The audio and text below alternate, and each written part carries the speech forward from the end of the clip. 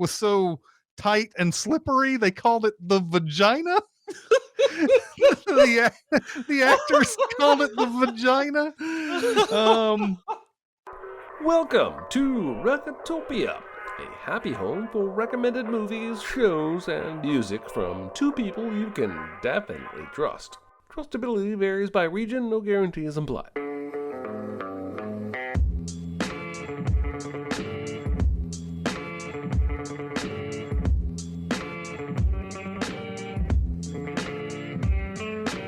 Now, here are your hosts, Chris Atkinson and Jeremy Scott. Holly was right. Bourne Caverns was a tourist trap. Don't try and pin this fucking shite on me. This is not caving, this is an ego trip. Come on, Rebecca, I didn't know this was gonna happen. This is exactly what we believe in. We've always said if there's no risk, what's the point? Well, don't try and justify this. Where are we? It hasn't got a name. It's a new system. I wanted us all to discover it. Hello, everybody. Hey. Recotopia, episode 37. I'm Chris Atkinson. I'm Jeremy Scott. And JC always asking if those Titans have it together yet. Well, they've won 4 in a row, but they still haven't gotten it together yet, in my opinion. I agree. At least they're not the Colts, I guess. At least they're not the Colts. Yeah, and until they can score, they scored 20 points in the second half all season, the Titans. 20 That's points not good. in the second half all season. They need to start ramping that up. Anyway, enough sports talk. How are you guys doing out there in the chat? Once again, we have a lot of familiar faces and everything on Twitch and YouTube, and Shireen asks us, how are you both doing today? I'm doing great. How about you, Jeremy? I'm doing well. I'm excited. I've got a lot of fun stuff in the prep here that we're going to talk about today. Okay. Do you want to kick us off with some recommends? It's no big deal. Itty bitty living space. It's so small and light. It's small, it's tiny, it's petite, it's wee. Recently released on Hulu, an original film called Rosaline. Okay. This is Caitlin Dever, who I seem to recommend every other week on this show, something she's in. Yep. She's just awesome. She can do drama and she can do comedy. This is comedy. This is PG-13, modern language, but period setting. So think like A Knight's Tale, I guess, in terms of tone overall. She's Romeo's girlfriend, and Romeo says things to her that are straight from the play that he will later say to Juliet, like the stars on your eyes and all this stuff. And he's just a dumbass Casanova in this movie. And she can't make it. She doesn't make it to a party where she's supposed to meet up with him. And it's, of course, the famous party from the movie, The Mask Party. And he ends up meeting Juliet. And so she goes to see him and finds him saying all the same things to Juliet that he said to her, and she gets mad and decides to do revenge. And the way that it plays with the original is very similar to Rosencrantz and Guildenstern Are Dead, in that a lot of things that happen in this movie are things that happen in the play, but they happen for totally different reasons in this movie or different motivations. Yeah. If you like her, then absolutely 100%. If you like Booksmart, this is the lead girl from that. Watch this movie; you will love it. She carries it.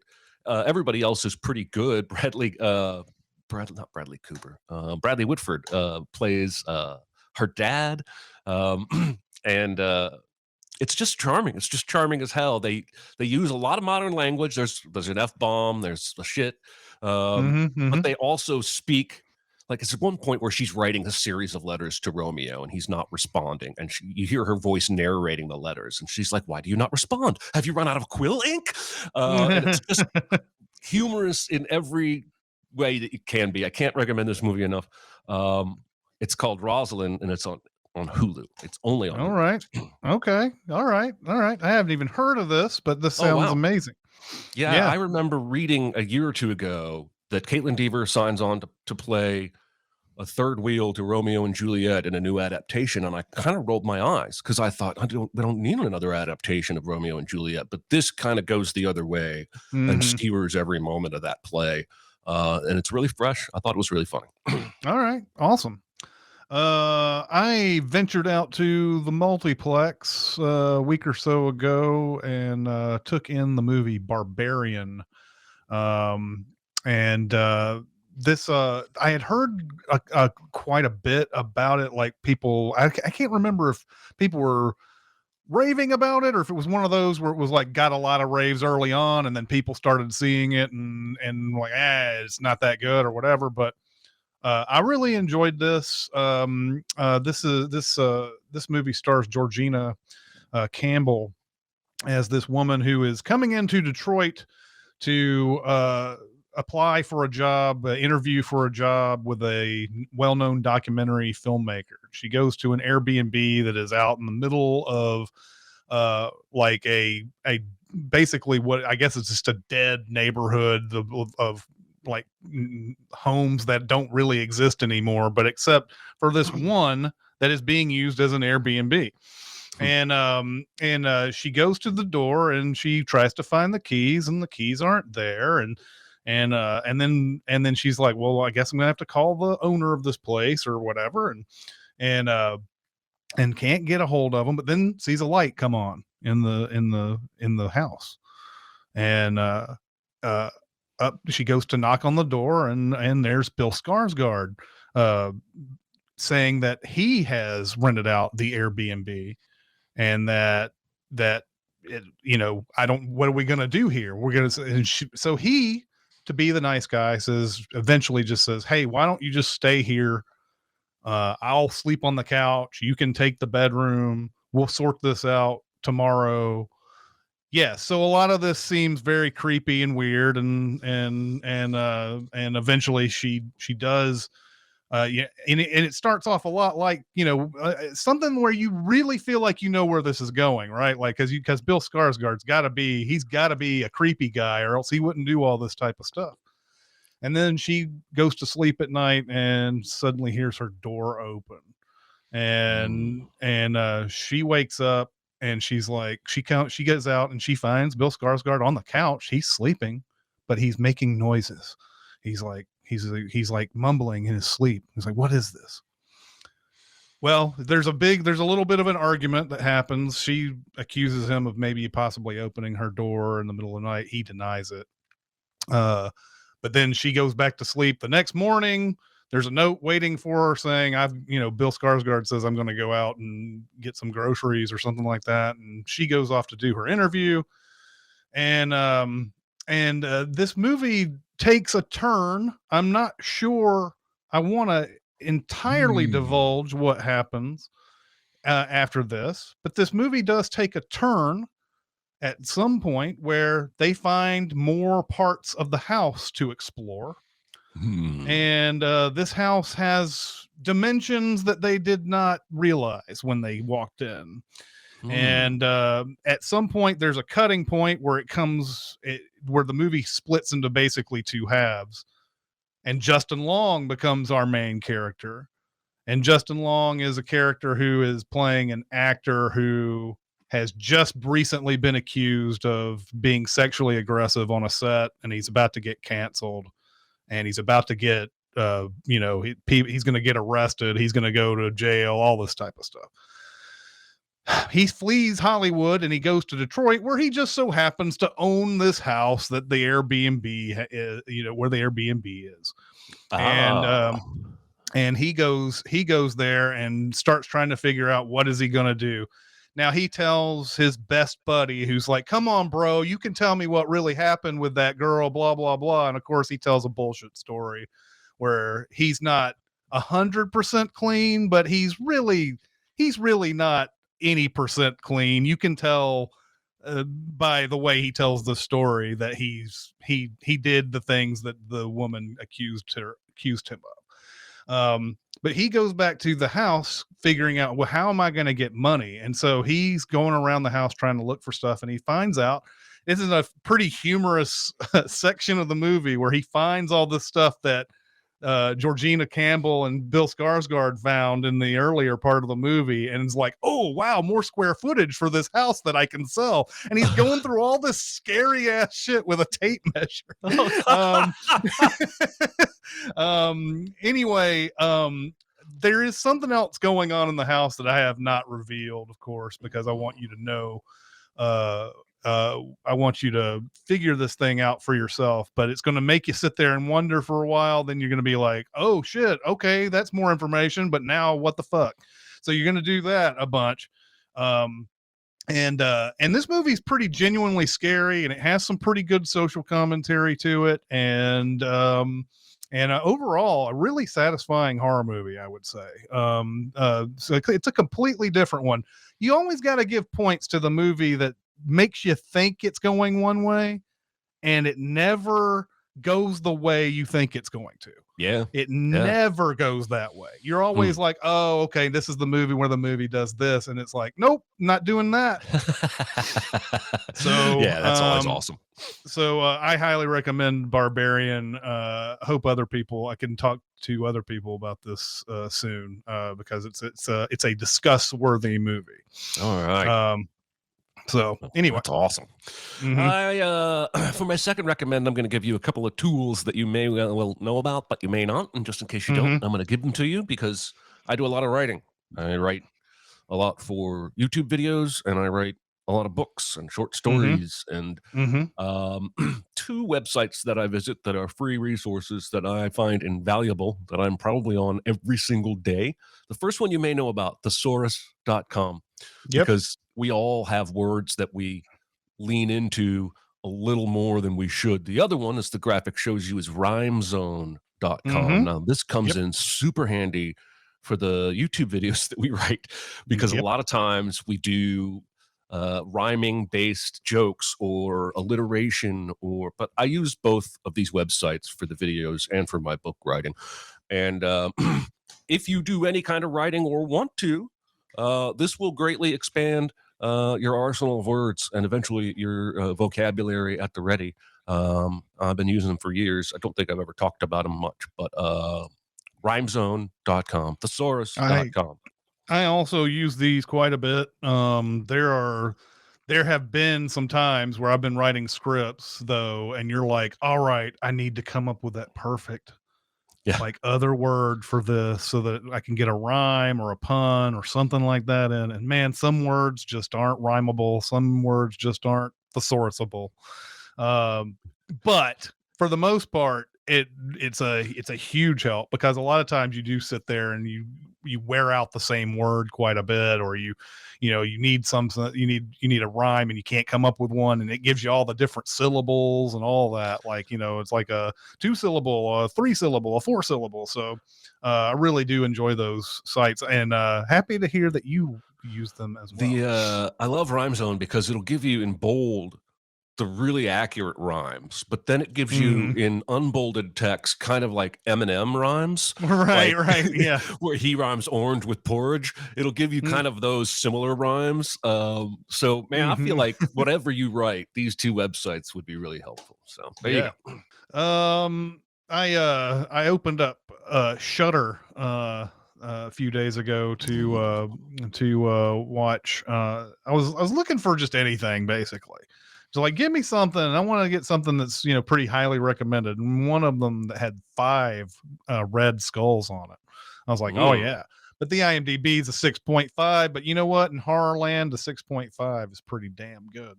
But it's called Bloody Hell is what I ended up picking out here. And this is an interesting story. It's somewhat horror, I guess. But for the most part, the main character, Ben O'Toole, finds himself at a bank, and he's about to flirt with this cashier that he likes and everything. And just as he's about to start his flirtations, the bank gets robbed. People come in with guns. There's like 5 or 6 of these guys, and while he's hiding and while he's waiting to get his wallet stolen, he's ready to just, he's just sitting there. He has this sort of like this I don't know, this doppelganger guy that's in his head that talks to him. It's him, doppelganger. It's really him. It's to the guy playing two roles essentially, who's telling him, "Hey, kill them all. Just kill them." And so he manages. There's a gun, I think, in one of these handbags that just happens to be next to him, and he pulls out a gun and he shoots the first guy, and then he just goes on a rampage. The next scene we see is he's in court, being because an innocent person did get killed during his heroic attempt to save everybody. So he's getting blamed for this innocent person getting killed. And so he has to spend 8 years in prison because of this. And when he gets out, he's a pseudo celebrity who has paparazzi following him around and everything. And he just wants to get away. While he was in prison, he used some sort of spitball tactic at a map to try to find some place that he would like to go when he gets out of jail. And Finland kept coming up every time he spits over there. So it's Finland he ends up going to. But he notices that there's people following him around when he goes to the airport. And he doesn't know what it's all about, but he's a pseudo celebrity, so people have interest in him. And he just figures it's part of the territory. But then when he lands in Finland, he gets kidnapped and he is taken to this house where when he wakes up, he is missing part of his leg. And he's Jesus hanging, Christ. And he's hanging from a basement, and he's just, has just like ropes tied around his wrists and everything. He quickly finds out he is in this house with this family, who have been killing people to feed their monster son, basically is what it is. They have a somewhat normal looking family, but there's this one member of the family that they do not show at any time during the whole thing. We just hear growls and yells and stuff like that all the way throughout. One day, one of the smaller children comes down to the basement to see the person that they have hanging up in their basement, and he gets a little bit too close, and our hero of the story grabs him with his legs and holds him hostage until somebody can come down and try to save him, and then he can use that as leverage to get out. There's a funny little conversation he has with himself in the basement where he's talking about it's like, how did the guy in Misery get out of his situation? And he goes, well, he wrote the book that Annie wanted, and he could always hold that book in as leverage for insurance if she ever tried to kill him and everything. And he goes, so the guy in his mind is like, well, we need to get some insurance. He's like, and he says, he ends up killing her or hitting her over the head with a typewriter or whatever, and that's how he gets out at the end. And he goes, well, we need to get something for some insurance. And the guy's like, yeah, and we need a typewriter. So anyway, the only other woman of the house, a young woman who's like, her name is Alia, comes down when he's got this kid in a leg lock or whatever. She doesn't really believe in the thing that the family's doing with feeding people to their brother and everything. So she has a soft spot for him, and wants to help him escape, but she's afraid that if she helps him escape, that they'll both be in trouble.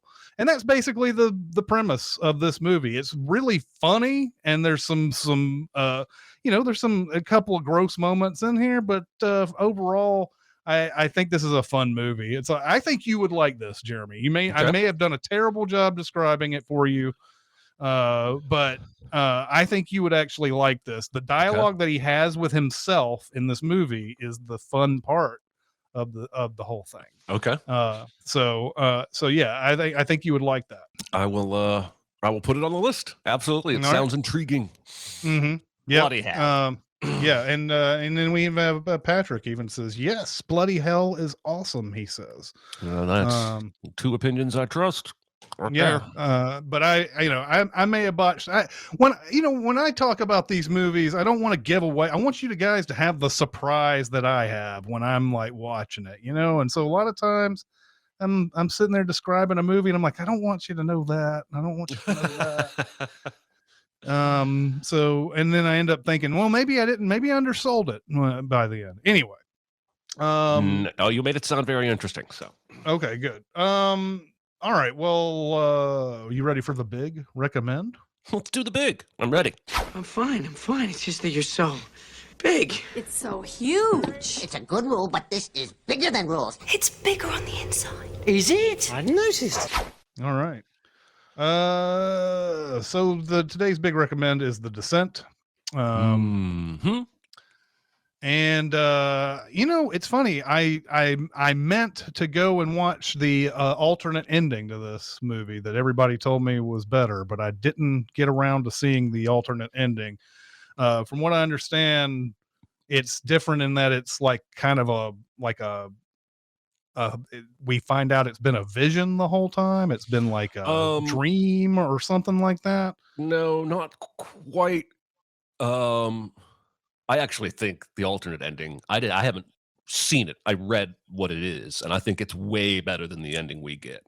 The ending we get, I mean, if you're listening to the show, you either have seen the movie or you don't care about being spoiled. The ending we get, she gets out, right?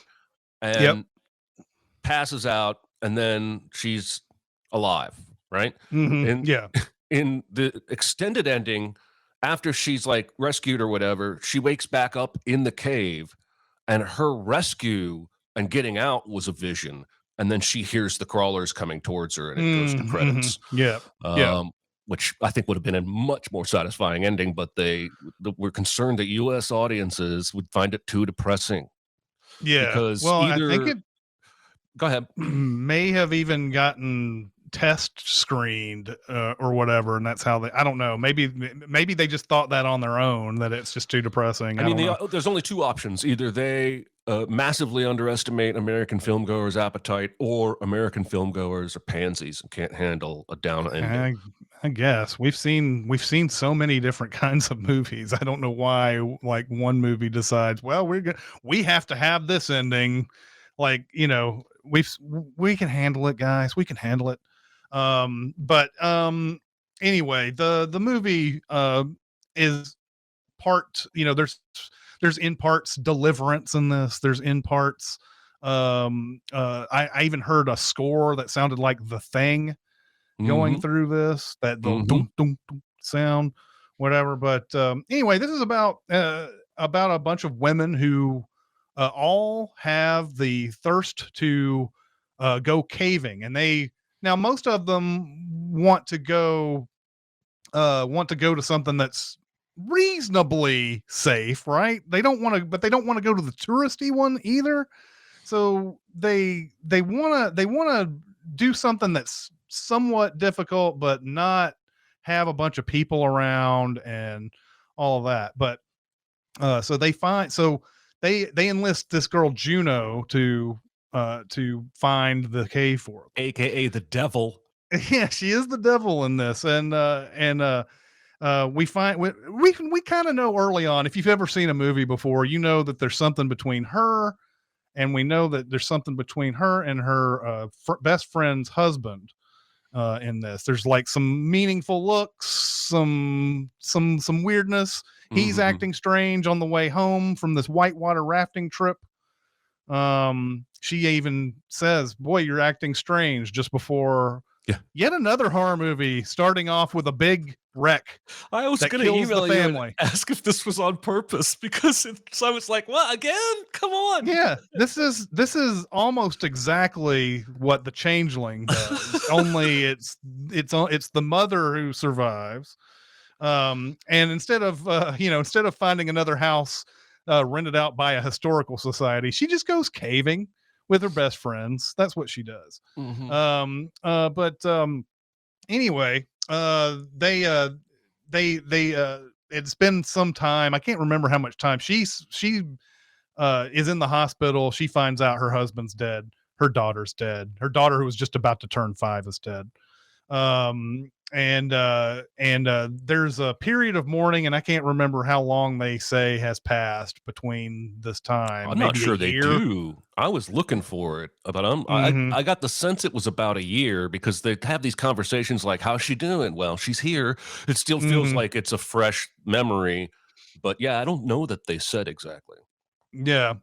Well, they all so whatever. It's time for them all to come together and have a big moment. And Juno, really for reasons probably more personal than what she says they are, she picks this cave that they all think is this sort of touristy cave that people go to and everything.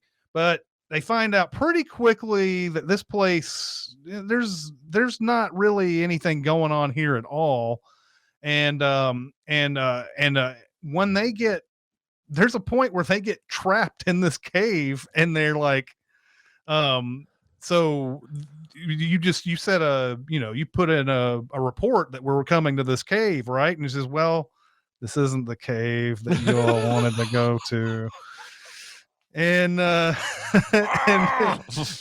yeah, it's like she is an absolutely infuriating person whose whose motives are always like, what is she trying to do here? She's trying to like cleanse herself of guilt. What is she trying to do throughout this whole movie? But yeah, Juno is kind of the devil in this movie. There's not any like, it doesn't seem like there's any redeeming qualities about her by the end of this movie. But this movie doesn't get right into the horror right away. The horror is just the things that they have to do, especially if you're not experienced cavers, which I would never do any of this shit that's in this movie at all, ever. Would never be in this situation. No. That where there's a point where they have to go across this huge cavern that's like got this tremendous drop. It's funny, they already know it's a steep drop. They know that it's not one that you'd want to fall down, but somebody throws a rock down in it anyway, and it takes like 10 seconds for the rock. You hear the sound, and she goes, thanks a lot, I needed that, or whatever. Thanks for that. That Yeah. was awesome. And so there's a point where is it Juno that takes charge on this? Juno like goes up to put all the little pitons, or who else was it? This is one thing that bugs me about this movie. I mean, you have to keep it dark and and everything, but the characters are not like, Juno's the last one outside that of comes across. Oh, Juno's the last one. But somebody goes across and starts sticking all these pitons in the rock, and then like puts a rope across, then, and then they can all slide across. They can all like rope themselves over to the other side and everything. During the middle of this climb, one of the women sees an old one that's there. And that's scary enough that you see like this old one that you think is an abandoned cave or whatever. But they've quickly come to realize this is probably 100 years old. It's not, it's probably nothing recent, but this pisses off Juno because that means somebody who's gone into this cave before has already been here and has already named it, and I wanted to name it for myself. I hate her so much. And so yeah, they get across there, and then there's a point where they have to go through this like very narrow tunnel, which in the trivia section, apparently it was so tight and slippery they called it the vagina. the actors called it the vagina. I love that. They have to crawl through this thing, and like seriously, Jeremy, I know you're a lot like me when it comes to stuff like this. There's so much nope going on in this movie. So much nope. Like, can I just lie down and not and whatever, and just you guys can like find somebody to save me later? Dude, sleeping in the cabin, it is a nope for me, man. Let's a spider haven. Like, let's say nothing of the caves. Yeah. They try to go through this narrow tunnel, and there's a point where Sarah, the main character of this movie, gets stuck.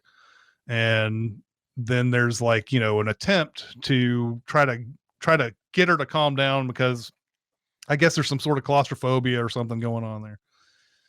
And then they find out that they hear some rumbling and they know that there's a cave-in about to happen. They have to get out to the other side before it's too late. And then that cave-in happens. Now they like, well, now we're fucked. Where do we go now? That's the only place we could even, is there another opening out of this place? We don't know. Is there air? You don't know. Yeah. Is there air? You don't know. So yeah, that it's all like, okay, where are we going to go next? And they're having that's the whole horror of this first part of this movie is, are they going to be able to find a place to get out of this thing? Like, that's scary enough. And are they, what are they going to have to navigate to get to that place? Because it's for most part, what it seems like an unexplored cave. So like, there's not any like real way there's not anything mapped out for them to know. Not too long though, we start seeing hints of other creatures being running around in this cave. There's a point where Sarah shines a light down and sees one of these creatures way far down in the distance, and a creature scurries off and runs away. And she says that she sees something. Of course, Juno says, you didn't see anything because I'm Juno's the devil. secretly the devil in this movie. And then, but then, yeah, exactly. And I fucked your husband. There's a point though, where this is one of the best sort of scary reveals there's ever been in a movie. And I remember this was when I was living in New York. This was one of my favorite things to walk into, to see crowd reaction is when they're shining that light around. And then we just kind of get a glimpse of one of those creatures right behind them as they're walking around.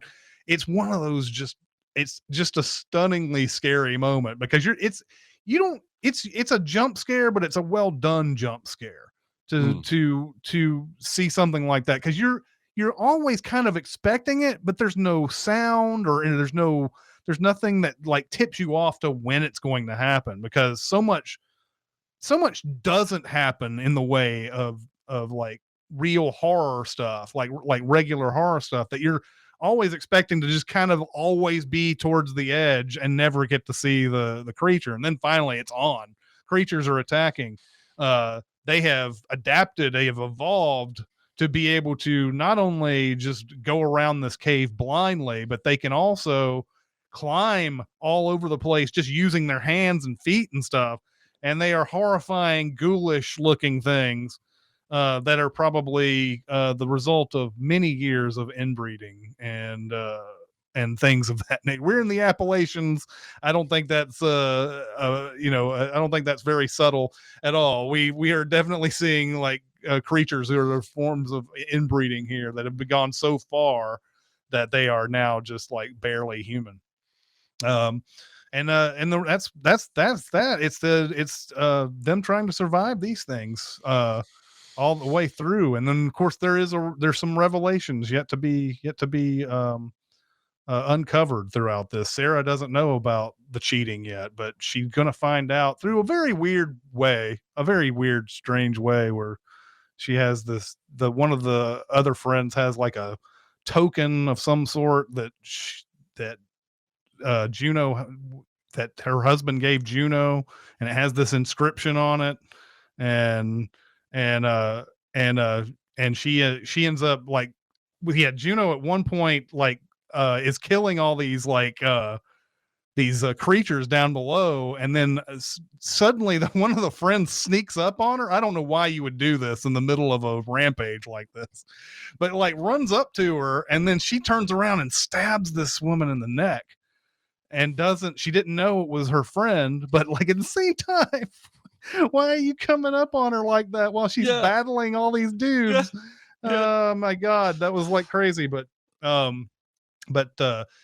there's some revelations to be had, and some reckonings to be had, and everything. Anyway, it's very scary fun. I don't like all the flash cutting of editing that goes throughout this, but For the most part, this is a great movie.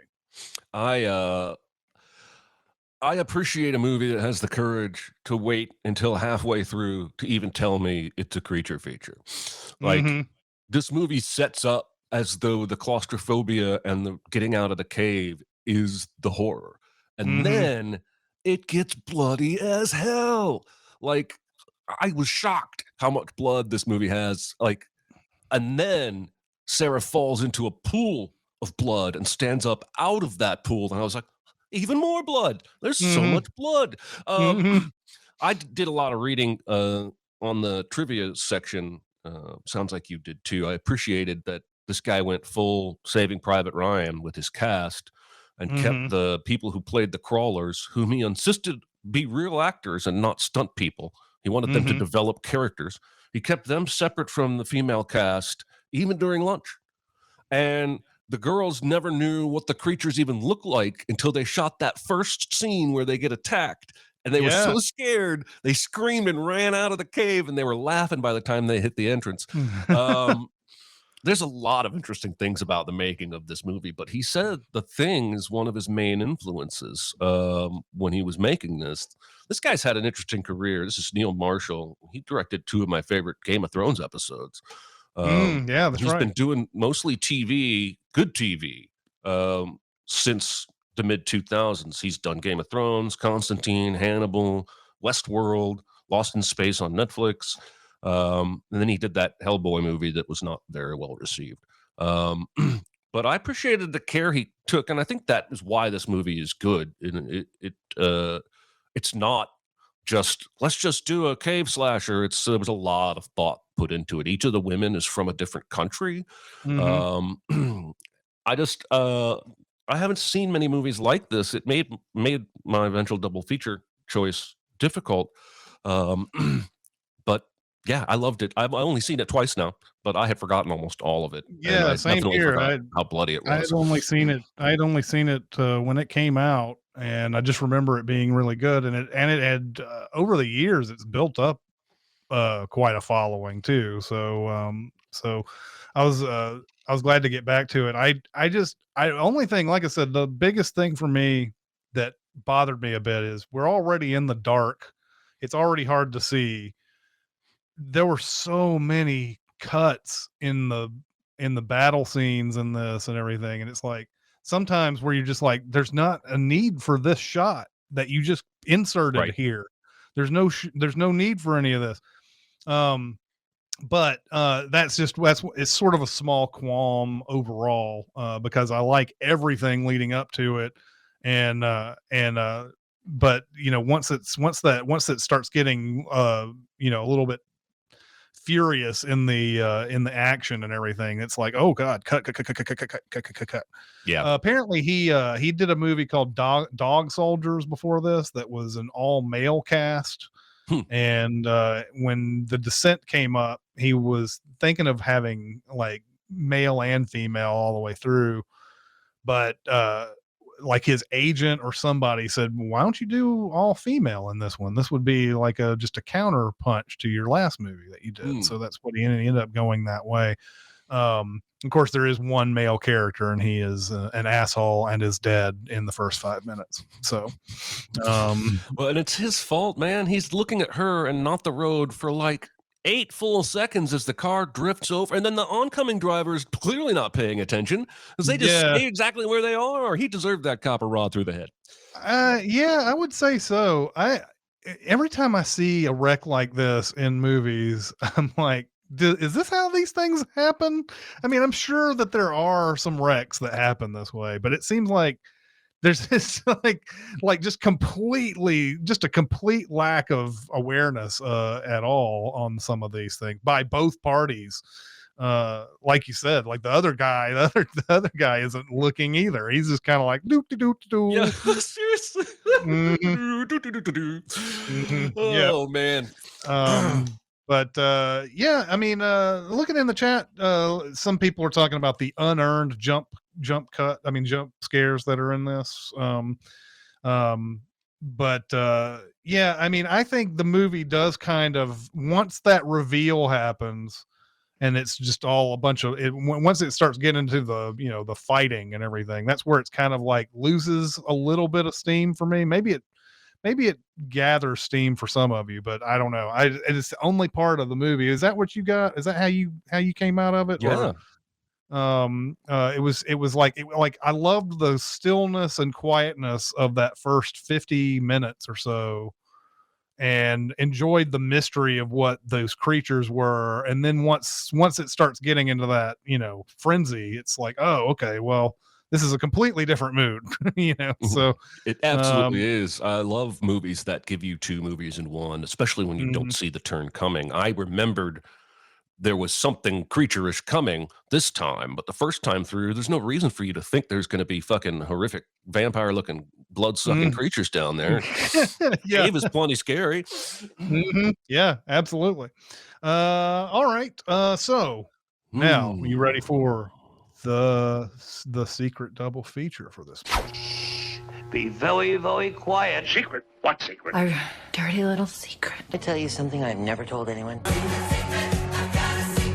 I'm not ready. I told you it'll probably end up in the outtakes, but I told you before the show that I had a list of like 11 or 17, a big long list of possibles, because this movie is so unique that I could look for survival type adventure goes wrong movies. I could look for bloody horror creature movies. I could look for something that has supernatural elements or something that doesn't. Oh, look at all these suggestions. The one that I want to do is a little too on the nose, but I'm still going to do it because I think it's the right answer. And that's Alien. Okay. Because you have a group of people going to do what they believe to be one task. They find something supernatural. It turns into a horror movie about partway through with creatures that are scary. And there's somebody in the main cast, aka Ian Holm, who is not telling the whole truth to everybody else about what's going on. And then there's also only one survivor at the end. And so for all those reasons, I really feel like Alien is the perfect matchup. I wanted to go with Wrong Turn because of that whole inbred thing. And the first Wrong Turn movie is fairly similar in that it's just these kids trying to have an adventure and they take a wrong turn and inbred hillbillies who kill people. But I really do think that Alien is the best double feature for this movie, and it matches up a lot of different ways. Female empowerment. Yeah, so Alien, that's my super secret. I like it. I like it a lot, and I like your reasoning behind it. It seemed like in this era, there were a lot of this, what I would call redneck horror, where you had Wrong Turn, and you had the Hills Have Eyes remake, and it was just like every horror movie was like everybody's going out to the countryside, and guess what? They're not too happy to see city folk wandering around out here, and they will kill you because of it. Yes, indeed. So there was a lot of that going on back in this era. But all right, well, what is next week's homework? All right, everybody, we're going to one of my favorite 2001 movies that people I know have mostly never seen. It's called The Score, and it stars, I'd argue, 4 of the greatest actors of all time: Robert De Niro, Ed Norton, Marlon Brando, and Angela Bassett. There are other people in this movie. They don't matter. These 4 are doing the heavy lifting. And this is a heist movie. This is Frank Oz directed this movie, of all people. Yeah. And De Niro is a proper thief. He lives, I think it's Montreal where this movie is set. And he lives, a nice life. He runs a jazz club. He doesn't steal from his own town. He doesn't get caught. You could make a case that this is the same character from Heat, only in an alternate universe where he never got caught and shot at the end, because he's that smart about how he goes about heisting.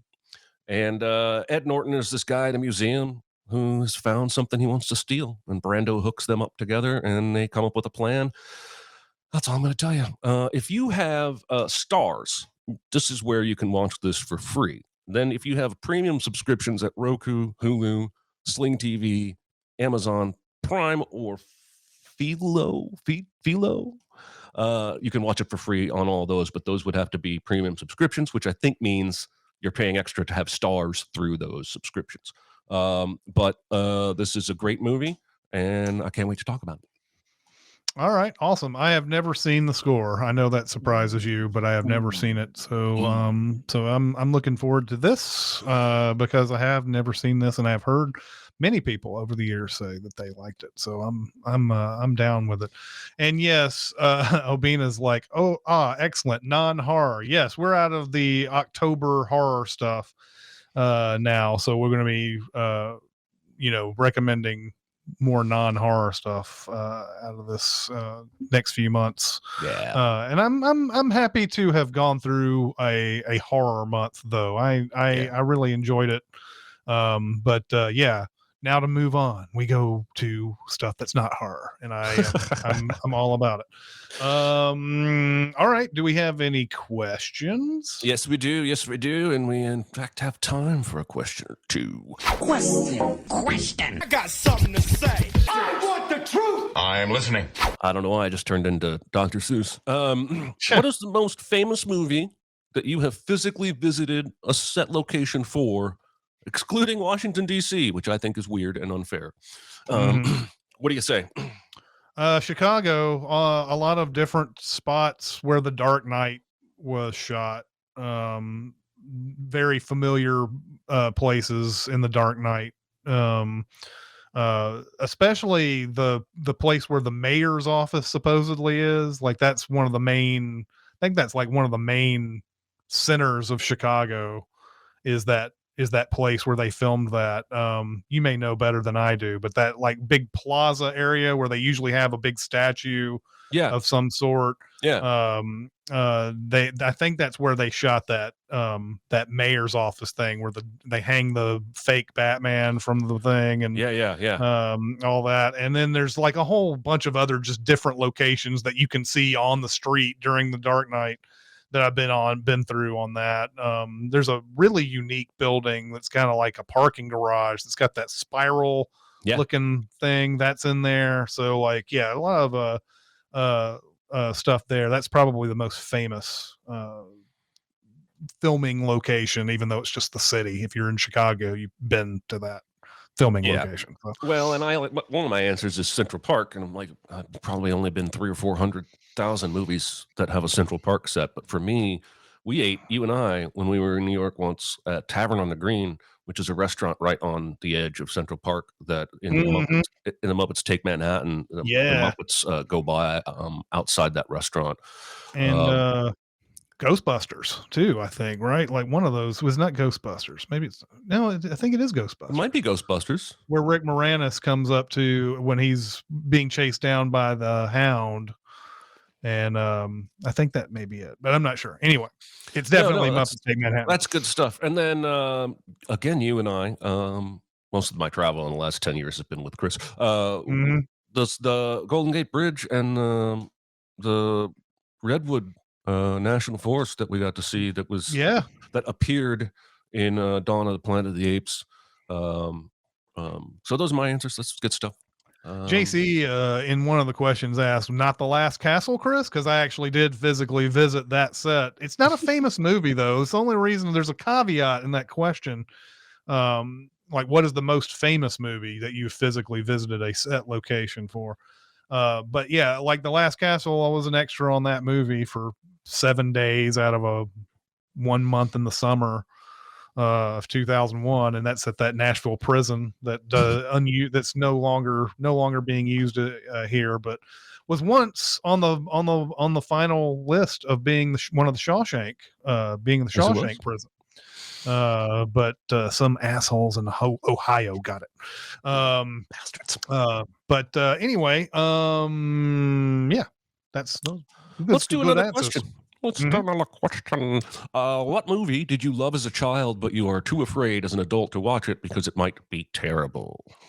One movie that I haven't seen. Look, I always talk about the movies that I used to see when we got HBO, and it was like this string of movies from 1984 that I remember watching a million times. Never Ending Story, The Natural, all these. One that I used to watch all the time that I haven't seen since the 80s is Cloak and Dagger. The Henry Thomas, like this is, I don't know if this is his direct follow-up to E.T., but he's in it, and it's, it's about a video game that's got like secret codes in it or some shit. And I just remember like really enjoying it as a kid, but I have this fear that I will watch it now and be like, oh, that's not a good movie at all, or whatever.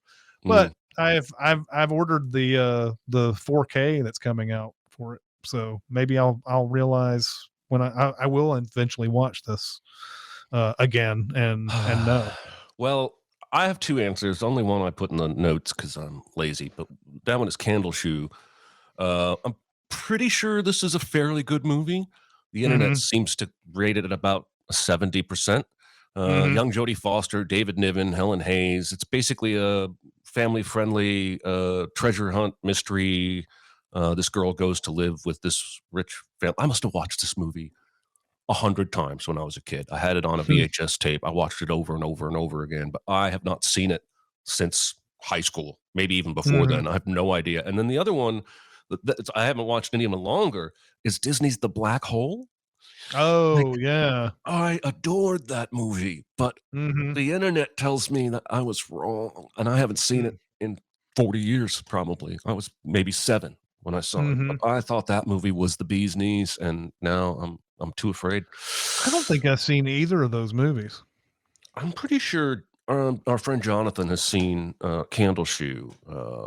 But yeah, 2 very important movies in my youth. They were very important to me in my youth. Yeah. A couple of them that are mentioned here in the chat. Josh says The Secret of Nim, which is another movie that I watched a million times back in the day. I have not seen it since the 80s, but that's the old Don Bluth stuff. But I bet I get the sense that movie still holds up a little bit. Jagged says The Little Rascals. You mean that one in the 90s? Oh my god, I don't think I like that. I was like 17 when that Little Rascals movie came out. Was at a theater that played it. I don't remember it being very good, and plus Donald Trump was in that movie. Short Circuit 2, The Last Unicorn. JC says odd choice, but 1953's Titanic. I don't know if you're trolling. Probably not. Probably not. He's a Titanic buff. I'm sure he's seen it. And then Nolan says my favorite movie when I was a kid was Daddy Daycare, which I don't think I'm going to enjoy as much as an adult. Yeah, as an adult, I saw this movie as an adult for the first time, and I was like, nope, no, I don't like that at all. Dark Crystal, maybe. Yeah, weird. We sent Dark Crystal a few years ago, and like that was the first time I had seen it since childhood or whatever, and I was like, this is still pretty good, but it's also not nearly as good as I remember. So all right, let's do one more. JC Davis says that he was 100% serious about the title. Okay, good. Take one of your favorite movies. Sorry, producer, I skipped a question. It's my bad. Then ruin it with an era-specific recasting, cast, director, writer, score, whatever you want. Okay. All right. So people who follow the ins and outs of us know our favorite movies. Mine is Back to the Future. So Back to the Future, starring Finn Wolfhard as Marty. I love it already. Now, look, this doesn't mean I don't like these actors. I just think putting these actors in these roles would ruin the movie. I get it. Leonardo DiCaprio as Doc Brown, Ezra Miller as George, Timothy Chalamet as Biff, and Maddie Ziegler as Lorraine. Directed by Colin Trevorrow. Written by Aaron Sorkin. my and God. score by Hans Zimmer and Junkie XL. That's the only one you had to say to really ruin it. Let's just put Junkie XL on there. Yep. Oh, So that was awesome. there you go. Like that's one of those that I could see it where you have a producer situation where you get all the wrong people for everything and somehow it turns into like this amazingness, but Okay. All right. I could do this question every week. My favorite movie, as you all know, probably, hopefully, is The Matrix. So let's ruin it slowly. First, let's put Will Smith in there instead of Keanu, as was originally almost the plan. Because I think that instantly makes that movie jokier. Let's cast Kevin Costner as Morpheus. yeah. And then let's have Lena Dunham write it. Let's have Michael Bay direct it. And let's have my God. Mumford and Sons do the score. Oh my God. The There you Matrix written by Lena Dunham would like and directed by Michael Bay, like that. I think they work well together. Wow. Like seriously. I'm speechless. I would wonder, like, Michael Bay probably doesn't like, I don't know, does he doesn't adhere to the script that often, I wouldn't think. That's possible. So maybe he would take elements of it. I don't know. He would try to find ways to make it even worse. I guess take some of the worst tendencies of Lena Dunham and like amplify them even more, probably. Oh my God, that's a wretched movie. I That's just gonna be love a seeing wretched Kevin movie. Costner doing that whole speech about the Matrix that Morpheus gives about Oh. the real world versus. That would be insane. Oh my God. All right, maybe one more. Yes, one more. Hang on one second. I didn't close my file. You can't prove anything. Let's just do that one we almost did. What live action movie? See anything? What live action movie would have worked better as an animated film? Ready Player One, I think, would have been better. I think one of the things that I don't like about Ready Player One is that it's already trying to be animated in some ways because there's so much CGI thrown at you. With an animated version, you wouldn't have to worry about how things look like weird and CGI. You would just have it already animated and everything.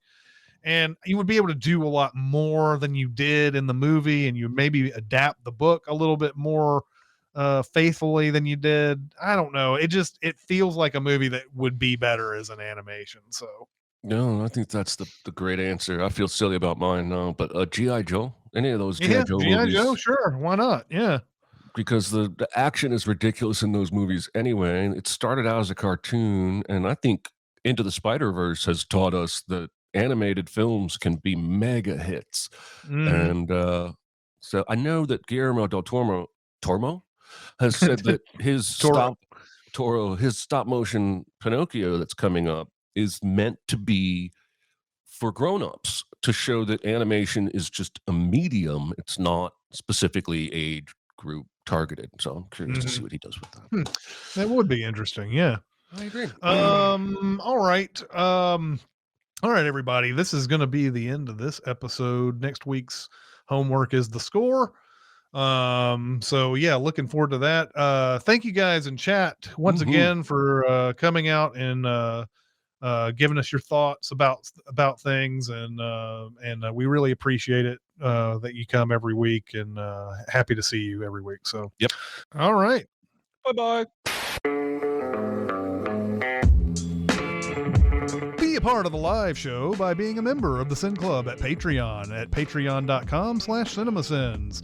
Chat with us on the Cinemasins Discord at discord.gg/cinemasins or Cinemasins Twitter at Cinemasins, and email any comments or questions to Recotopia at cinemasins.com. That's RECOTOPIA at cinemasins.com.